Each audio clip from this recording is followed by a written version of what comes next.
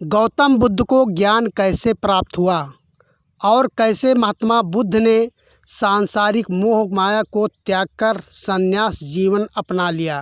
पूरी कहानी विस्तार से जानेंगे दोस्तों। चैनल पर अगर नए हैं तो चैनल को सब्सक्राइब कर लेना, वीडियो को ज़्यादा से ज़्यादा शेयर करना। बहुत सारी वीडियो इस चैनल पर आपको ऐसी जानकारी वाली वीडियो आपको यहाँ पर मिलती रहेंगी।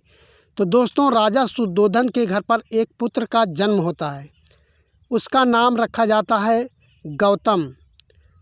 बच्चा बहुत ही होनहार और चंचल था। उसके चेहरे पर वो चमक थी। एक ऋषि जी उनके घर पर आते हैं, राजमहल में आते हैं, और उन्होंने बताया कि या तो ये बच्चा बड़ा होकर बहुत बड़ा सन्यासी बनेगा या तो ये बहुत बड़ा सम्राट बनेगा। बच्चे की ललक बता रही है कि इसके चेहरे पर तेज बता रहा है कि बहुत बड़ा काम करेगा, जो कि पूरी देश दुनिया में पूजा जाएगा।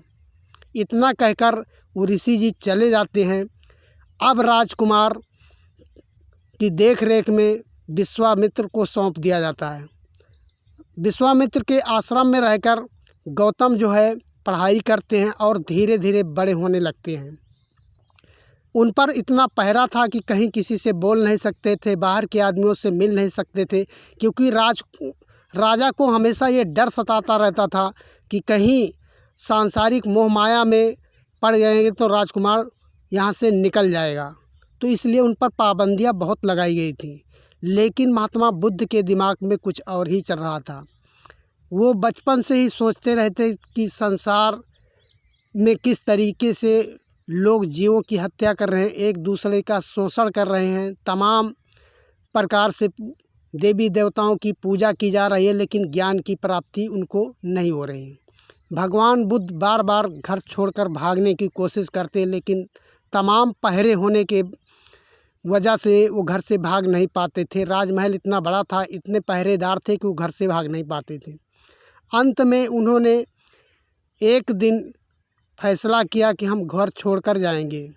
चूँकि राजकुमार की शादी बहुत अल्प आयु में 15 साल की आयु में राजकुमारी यशोधरा से की जाती है और उनको एक पुत्र की भी प्राप्ति हो जाती है।